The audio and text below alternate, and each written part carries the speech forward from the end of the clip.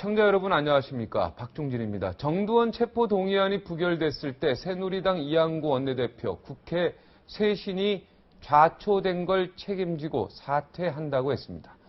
주변에서 말려도 반드시 사퇴하겠다고 했습니다. 사뭇 비장해 보였습니다. 그런데 주말에 무슨 일이 있었는 것 같습니다. 아무렇지도 않은 듯 사퇴를 번복했습니다. 네, 한 입에 두 이야기 하시면 안 되는데요. 딴 게 쇄신이 아닙니다. 한 입으로 두 얘기를 하는 것부터 쇄신하셨으면 좋겠습니다. 오늘도 여의도 소식부터 짚겠습니다. 정치평론가 신일 교수 함께했습니다. 네, 안녕하십니까? 네, 안녕하세요. 네, 제가 뭐 말 잘했나요? 사퇴 번복한 건 사실이죠. 이렇게. 그렇죠. 예. 네. 근데 이제 사람이 하다 보면 번복할 수 있어요. 제가 볼 때는. 네. 근데 어떤 상황에서 어떤 일로 자신의 과거 행적을 사퇴를 했다가 어떤 계기로 다시 번복을 하느냐가 중요하거든요. 자, 우리가 이거 봤을 때 일단은 그 번복했던 이유는, 그러니까 사퇴를 했던 이유는, 이거 특권 포기하겠다 그래도 포기를 안 한 거 아닙니까? 그런데 번복했던 이유는 뭐냐? 지금 그걸 모르겠어요. 예를 들면 이양구 원내대표 그런 얘기를 했거든요. 내가 만약 이걸 번복을 하게 되면 실제로 새누리당을 두 번 죽이는 꼴이 된다 이런 얘기를 했어요. 네. 근데 저도 그렇게 생각해요. 이거 번복하는 건 안 되는 거거든요. 근데 번복을 했습니다.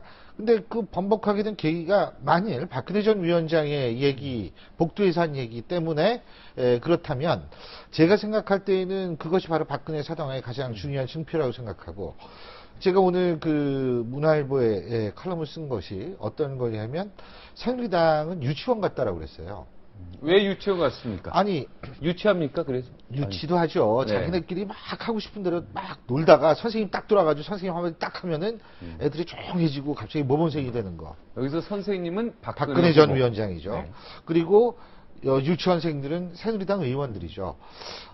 저는 사당화가 계속 이런 식으로 되면 죽을 사자 사당화가 된다고 생각합니다. 개인적으로 이렇게 계속 줄 서버릇하고 박근혜 위원장 입만 바라보고 있다면 제가 볼 때는 그 정당은 살아있는 정당이 아니에요. 한 가지 더, 죽은 정당의 후보는 대통령 되기 힘들 겁니다. 그렇기 때문에 저는 사실은 지금 새누리당에서 일어나고 있는 모든 모습들이 상당히 정당으로서의 정상적인 가치를 가지고 정상적인 행태를 가는 것이 아니다라고 생각합니다. 말씀하세요. 유치원이라고 하셨는데 예. 좀 심한 거 아닙니까? 한 중학교나 고등학교 정도 안 됩니까? 요새 중고등학교 학생들이 선생님 말을 잘 안 들어요. 아직 학부형이 아니시구나. 그렇습니까? 네? 그럼 지금 한 민주당이 한 중고등학교 되겠네요. 그렇죠. 민주당 시끌벅적하죠. 예. 네. 최소한도 죽은 모습은 아닙니다. 거기도 뭐 제가 볼 때 훌륭하다, 와 멋있다, 잘 돌아간다 이건 아니지만 사당화는 안 일어나죠. 네. 주인이 없으니까. 좀 정리를 하면요. 새누리당은 사당, 이미 사자가 죽을 사자. 그래서 죽은 정당이다. 앞으로 계속되면 그렇게 된다는 거죠. 네? 그러니까 이거 앞으로 계속 이것이 진행되면 그렇죠. 죽은 지금 정당이 현재 되는 거죠. 그렇다는 얘기죠. 새누리당은 죽은 정당이고 죽은 정당에서 나온 후보는 절대 대통령이 될 수 없다. 그럼요. 그러니까 이제 이것을 박근혜 위원장이 자기 스스로를 위해서라도 사당화 논란을 스톱을 시켜야 돼요. 왜 그러냐면 이 사당화라는 것이 자꾸 진행이 되면 말이에요. 어쨌든 지금 박근혜 위원장은 굉장히 기득권적 이미지를 가질 수밖에 없어요. 그리고 두 번째, 또 한 가지는 뭐냐면 권위주의라고 우리가 얘기를 하는데, 네. 인적 물적 자원을 가장 효율적으로 동원할 수 있는 바로 그 제도가 바로 권위주의입니다.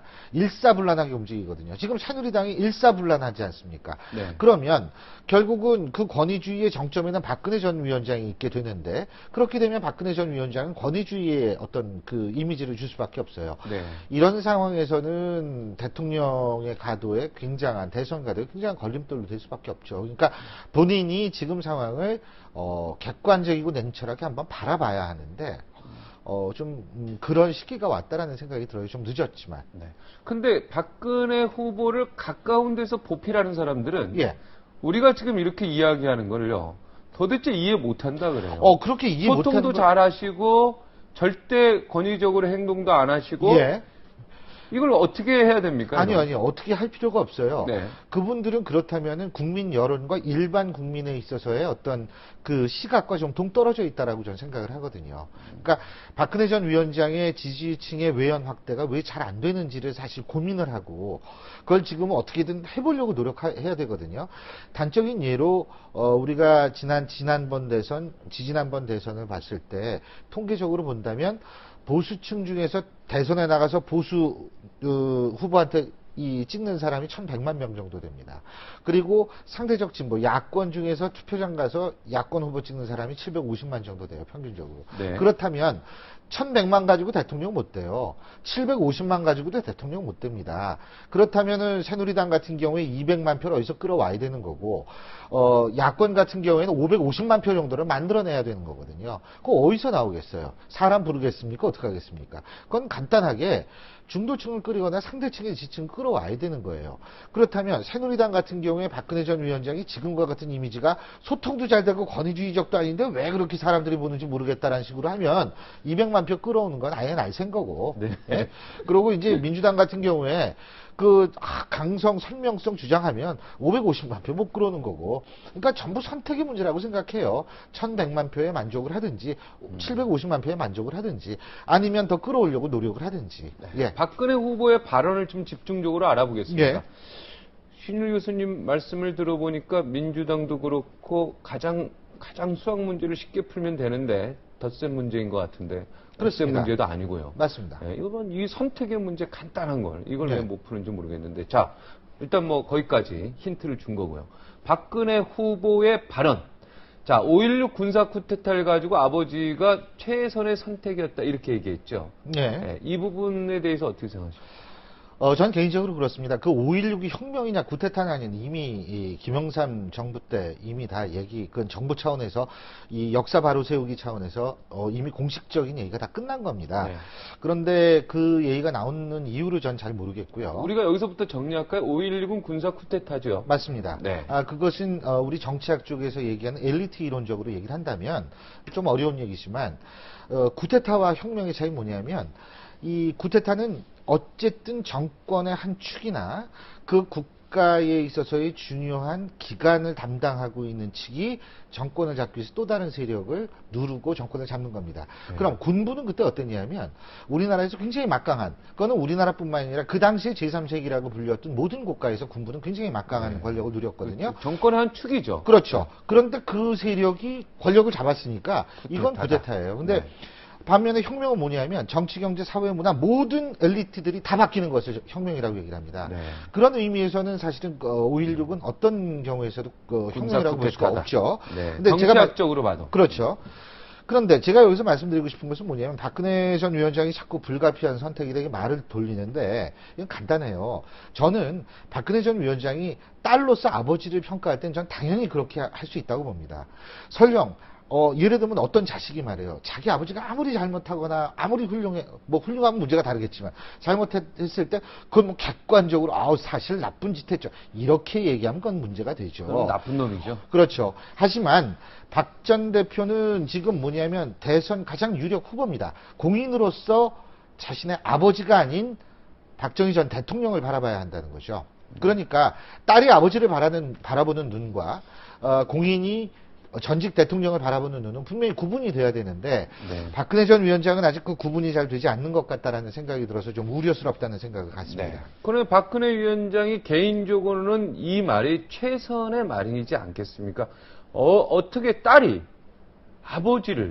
아버지가 한 행동을 이걸 비판할 수 있겠습니까? 바로 전에 말씀하신 것처럼. 근데요. 네. 오늘 이것이 정치부장 아마 그 토론회에서 얘기를 한 네. 걸 거예요. 네. 그러면 그 자리에 어떤 자격으로 갔죠? 박정희 전 대통령 딸의 자격으로 갔나요? 유족으로 가서 아버지 평가를 물어본 건가요? 네. 그건 아니지 않습니까? 우리는 그래도 객관적으로 박근혜 후보의 입장을 생각하고 평론할 수 있는 거예요. 저는 뭐라고 생각하냐면요. 박근혜 전 위원장이 딸로서 그 자리에 갔다면 100% 이 얘기에 동의합니다. 네. 저는 충분히 그럴 수 있다. 하지만 대선 후보로서 갔다면 저는 이 얘기에 동의할 수 없습니다. 네. 그러니까 대선 후보로서야 당연히 객관적인 객관적인 평가를 이야기를 할 필요는 내렸어야죠. 있지만 예. 그래도 그게 겹쳐질 때는 어떻게 해야 됩니까? 딸하고 이 대선 후보하고 공과 사가 딱 겹쳐질 때는 어떻게 가야 됩니까? 저는요, 네. 그 공과 사를 구분해야 된다고 봐요. 우리나라 사회가 공과 사를 지나치게 구분 못하기 때문에 여러 가지 문제점이 드러나는 그럼 거거든요. 이렇게 하면 됩니까? 아버지로서는 제가 딸로서 판단은 불가피한 최선의 선택이라고 지금 믿고 있습니다. 그렇죠. 하지만 대선의 후보자로 봤을 때 군사 쿠데타임을 인정합니다. 이렇게 얘기하면 됩니까? 바로 그거죠. 아, 뭐 그렇게 쿠데타로 어디가 인정합니다까지 얘기할 필요가 없어요. 뭐 대선 후보로서 저는 충분히 역사적으로 이미 예를 들면 결정된 사실에 대해서 존중합니다. 저도 존중합니다. 야, 박 전 대표 캠프에 한번 들어가셔야 되는데 그런 얘기 좀 해주셔야겠네요. 네, 예? 저보다 똑똑한 사람 많을 텐데요. 말을 네, 근데 그렇게 제대로 정리하면 못해서 그런가? 되는데. 바로 그거죠. 사와 공의 입장을 그럼요. 다 밝히면 되는데. 그 사적인 입장 가지고 뭐라 그럴 사람은 없어요. 그죠? 예. 누가 돌을 던질 수는 그럼요. 없습니다. 이 부분에 대해서. 또 유신 체제 있잖아요. 예. 박정희 전 대통령이 어떻게 보면은 그 당시에 많이 희생당한 사람들이 이 유신 헌법 요것 때문에 많이 억울하게 죽은 사람도 그럼요. 있고 억울하게 감옥 간 사람. 이 유신 체제에 대해서 사실은 이 부분에 대해서는 똑같이 예, 뭐 공적인 얘기를 이거는 좀 더 해줄 필요가 있지 않았나 생각했는데 역사의 판단에 맡게 한다. 이렇게 한 발 뒤로 쫙 빠졌습니다. 글쎄요. 그 유신 역사의 체제는 역사의 판단이 뭐고 사실 잘못된 거죠. 잘못된 거죠. 제가 볼 때는 쿠데타도 잘못된 거고요. 네, 군사도 잘못됐는데 예, 예. 유신 체제는 체제도 이건 잘못된 거죠. 더 잘못된 거죠. 그런데 이제 중요한 것은 제가 볼 때는 이 부분도 역시 아까 말씀드린 어떤 사적인 박정희 전 대통령의 딸로서의 박근혜가 평가하는 것과 대선 후보로서 박근혜 전 위원장이 박정희 전 대통령을 평가하는 거하고 좀 구분이 돼야 되는데 이거 역시도 같은 맥락에서 바라볼 수 있지 않을까라는 생각이 듭니다. 그렇죠. 그래도 최선의 얘기인 것 같아요. 역사의 판단에 맡길 수밖에 근데 없다. 역사적 판단에 맡긴다라는 것, 그럼 세월이 어느 정도 흘러야지 판단을 할 수 있습니까? 아니, 이미 벌써 역사적 판단은 끝났죠. 끝났죠. 네. 근데 왜 아직도 맡겨야 하는지 그렇지. 저는 역사적 그렇게 얘기를 하는지 판단에 모르겠어요. 나는 맡긴다 이거죠. 예. 맡겼다. 과거요. 그죠? 이미 역사 판단은 끝났으니까. 끝났죠. 네. 근데 맡겼다, 그럼 네. 동의한다. 그럼 뭐 그렇죠. 그러니까 여기 문제 없죠. 볼게요. 동의할 이런 얘기로 들리는데 맡길 수밖에 없다. 맡길 동의할 수밖에 수밖에 없다 나는.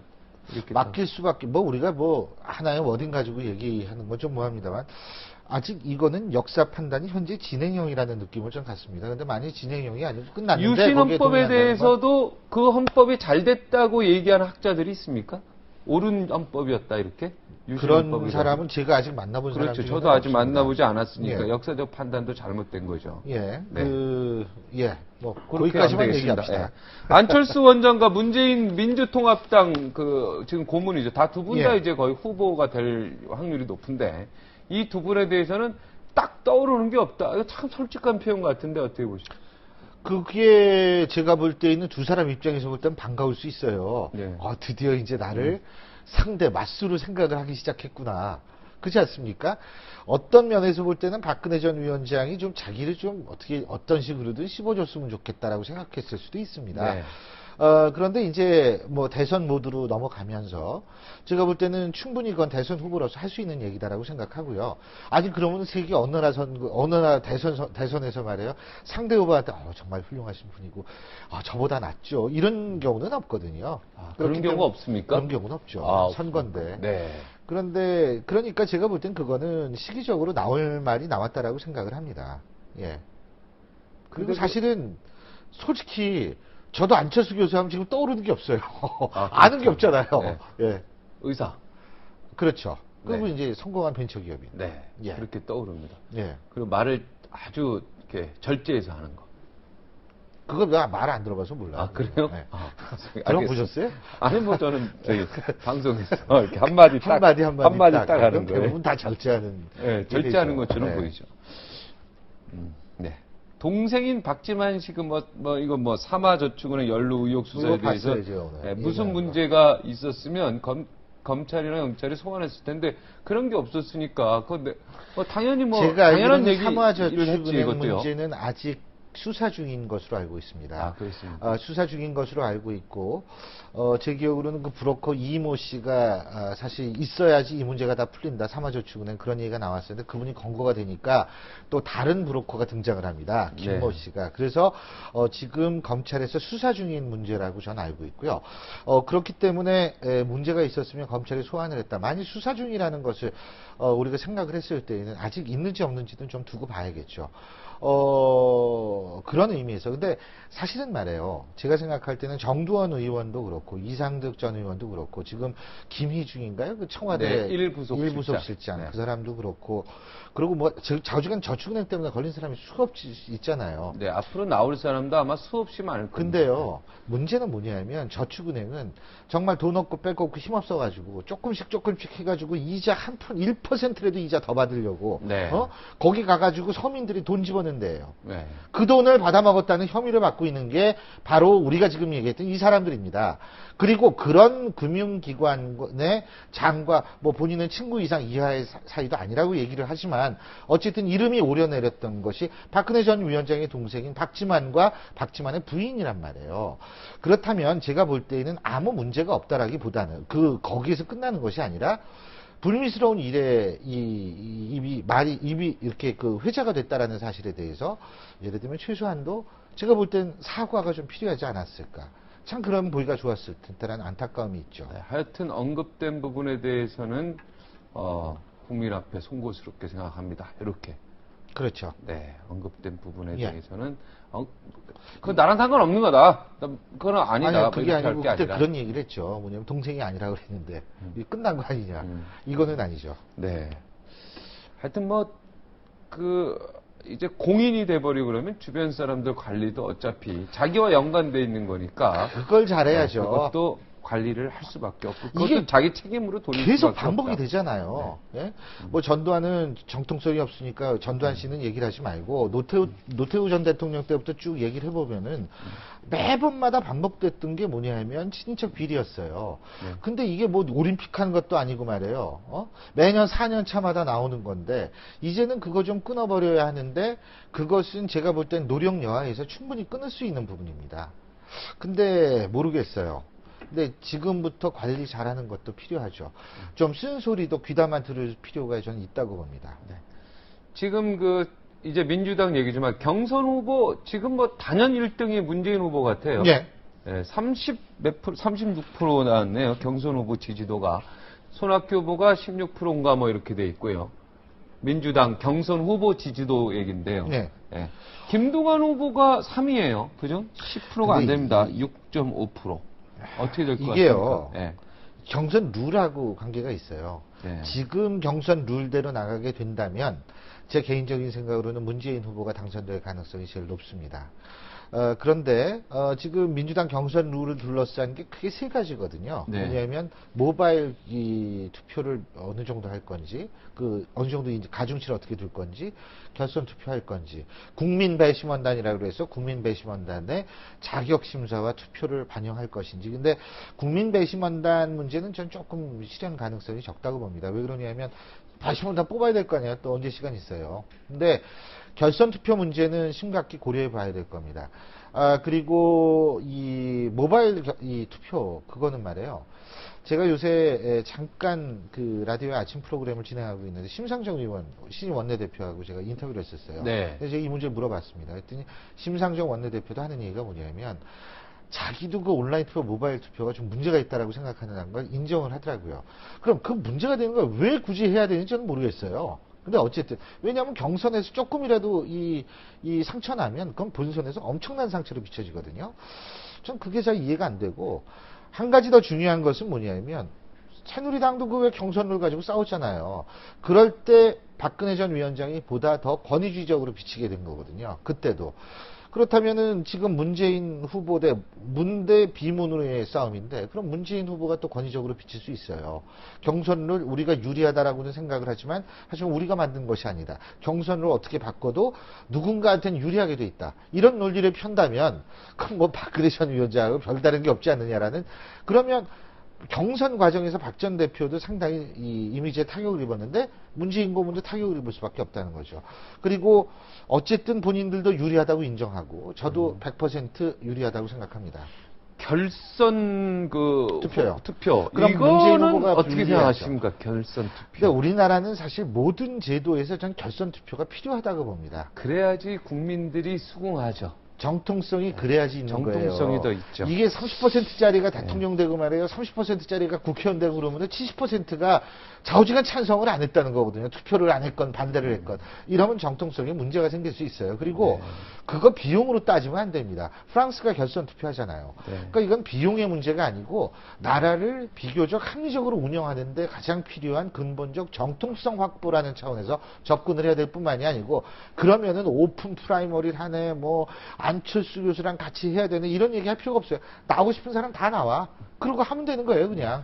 예? 국민이 수긍하고 국민이 그 정책에 수긍하려면 적어도 50% 이상은 받아서 저는 그렇다고 봐요. 그렇죠. 나라 전체가 안정이 돼야 된다는 정치라는 얘기죠. 게 이게 최선을 추구하는 게 아니에요. 정치는 최악을 피하는 겁니다. 차악을 선택하고 때로는 차선을 선택하는 건데 결선 투표는 그런 의미에서 의미가 있다는 거죠. 네, 야권 단일화 가상 대결했습니다.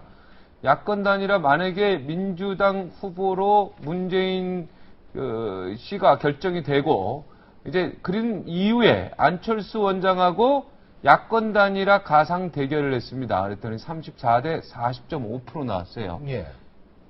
근데 제가 볼 때에는 저 가상 대결인데 문자 그대로 가상이죠. 왜냐하면 안철수 교수가 도대체 언제 출마 선언을 하느냐, 예? 그 문제가 있는데 저도 개인적으로 상당히 답답합니다. 역대 대선에서 제3의 후보가 6월 달을 넘겨서 자신의 의사 표명을 한 적이 단 한 번도 없습니다. 그거는 제가 볼 때는 그러니까 안철수 교수가 만약 대선에 출마한다면 안 교수도 국민을 알아야 합니다.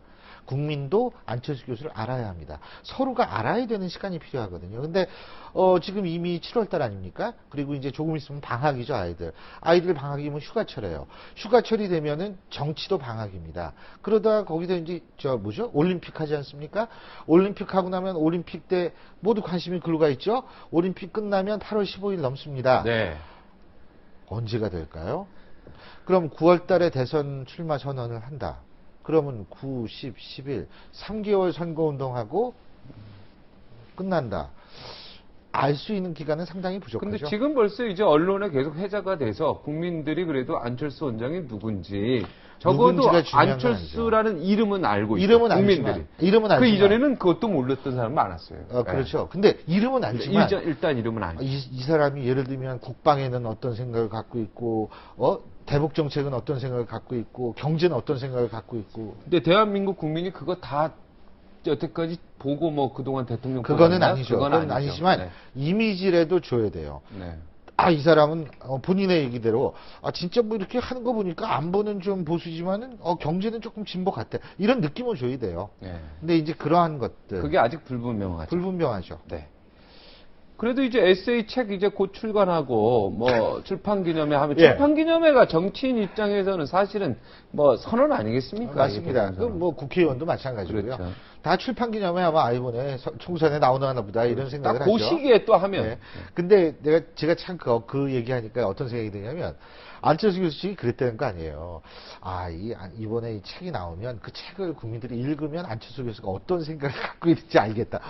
너무 모범생적인 얘기예요. 누가 네. 책 보고 아주 후보 이상적인 선택합니까? 그거는 책 안 아니죠. 보죠. 책 네. 안 보죠. 네. 그 후보가 무슨 얘기했는지 제대로 듣지 않는데 그렇게 하면 안 되죠. 저희가 책 보고 여기서 떠들어야죠, 이제. 페노라마에서. 그 책이 여기서 이런 별로 읽고 얘기인데. 싶진 않은데. 그러네. 그 책 별로 보고 싶지 않습니까? 예. 싫어하시는군요. 네. 자, 그럼 여기서.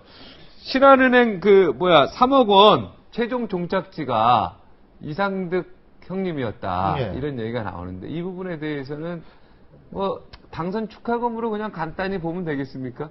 글쎄요. 근데 만약 이상득 의원을 둘러싼 의혹이 계속 그런 혐의가 계속 불어나고 있는데 그것들이 모두 사실이라면 참 식성이 좋으신 분이에요. 그냥 여기서도 받고 저기서도 받고. 옛날 정치인들이 다 그랬다는 얘기죠. 또 어떻게 보면. 근데 중요한 건 시대가 바뀌었다는 바뀐다는 걸 알고 그 시대 정신에 읽는 것이 또 정치인의 가장 중요한 임무 아닌가요? 더군다나 대통령의 형이죠.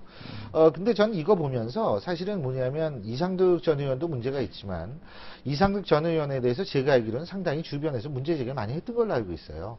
근데 이명박 대통령이 그거를 제대로 듣지 않았다는 거죠. 그렇다면은 아무리 형이라도 그것을 제대로 듣지 않고 그 정도의 자신감을 밀고 나갈 만한 근거가 있었느냐고 저는 되묻지 않을 수 없습니다. 그리고 사실 이명박 대통령 입장에서 볼 때 지금 저축은행 관련만 해도 몇십 명인지 모르겠어요, 이게 지금.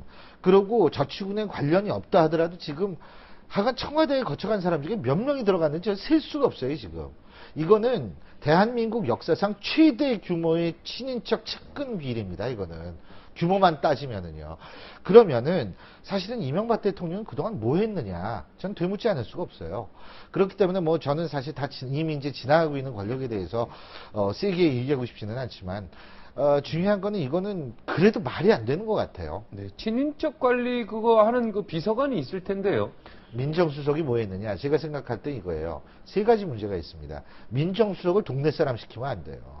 동네 사람 시키니까 뭐 다 알잖아요, 민정수석이. 아, 옛날에 나도 저 형한테 형이라고 그랬는데, 이런 식으로 만일 된다면, 그건 민정수석이 있으나 마나고, 민정수석실이 있으나 마나죠. 지금 청와대 민정수석이 지금은 과거에 아닙니다. 동네 형이었습니까? 아닙니다. 지금은 아닙니다. 동네 근데 예전에. 동생이었습니까? 그러니까 제가 동네 사람이라는 것은 뭐냐면 같은 고향 사람. 뭐 예를 들면 자기랑 같이 일을 한번 했던 사람. 서로 지인. 혹은 그렇죠. 그런데 중요한 것은 뭐냐면, 그래, 설령 모르는 사람을 시켰다고 칩시다. 그러면 그 사람이 밝혀냈어요. 그러면 그걸 대통령 앞에 얘기를 할 수 있는 민주적 시스템이 청와대 내에 있어야 돼요. 청와대가 권위주의적으로 돌아간다면 전 그거 뭐 밝혀봤자 소용이 없는 거죠. 세 번째는 뭐냐면 그렇게 민주적으로 돌아가는 상태에서 민정수석이 친인척 측근 비리를 밝혔다면 청와대에서 그것을 또 받아들이고 즉각적으로 행동에 옮겨야 하죠. 이 세 가지가 저는 맞물려야 한다고 생각합니다. 네. 근데 지금 세 가지 중에 하나도 제대로 작동이 안 됐다고 생각을 해요. 동네 동생이라서 그랬다면서. 글쎄, 하여간 좌우지간 지인을 시키면 안 돼요. 네. 그러니까 자기랑 연이 있으면 안 됩니다. 네. 그거 동네 동생인데 그걸 한번 확인 좀 해보겠습니다. 예. 하여튼 아는 사람을 민정수석에 앉히고 사정비서관 앉히고 민정비서관 앉히면 예를 들면 안 된다. 예를 들면 네, 그러한 그 제일 교훈을- 부속실장 같은 사람은 진짜 자기 잘하는 사람을 데려갈 수 있어요. 그럼요. 자기 보장은 해야죠. 그거는 하지만 최소한 민정수석은 아는 사람 시키면 안 된다는 거예요. 전혀 모르는 사람. 그럼요. 그것도 깐깐한 사람. 그렇죠. 네. 왜 그 강철중 있지 않습니까? 공공의죠. 네네. 있죠. 그런 사람. 예, 그런 사람 해야 돼요. 영화의 공공의 정의 강철중 검사 같은 사람. 사람을 시켜야 되는 거죠. 네. 예. 알겠습니다. 필이 좀 오늘은 풀고 오시죠? 강철중으로 여기서 마감하겠습니다. 그럽시다. 네, 오늘 고맙습니다. 예, 수고하셨습니다. 얼마 전 스님들이 밤새 술 마시고 담배 피면서 도박하는 충격적인 동영상 때문에 온 나라가 깜짝 놀랐습니다. 동영상을 공개했던 성호 스님이 도박 동영상은 시작에 불과하답니다. 무려 200개의 비리 동영상을 가지고 계시다고 합니다. 그런데요, 얼마 전까지만 해도 당장이라도 그 동영상 공개하실 것처럼 그러시더니 막상 공개 안 하십니다. 대체 무슨 이유가 있는지 사정이 있는지 좀 들어보도록 하겠습니다. 59초 후에 뵙겠습니다. 다시 돌아옵니다.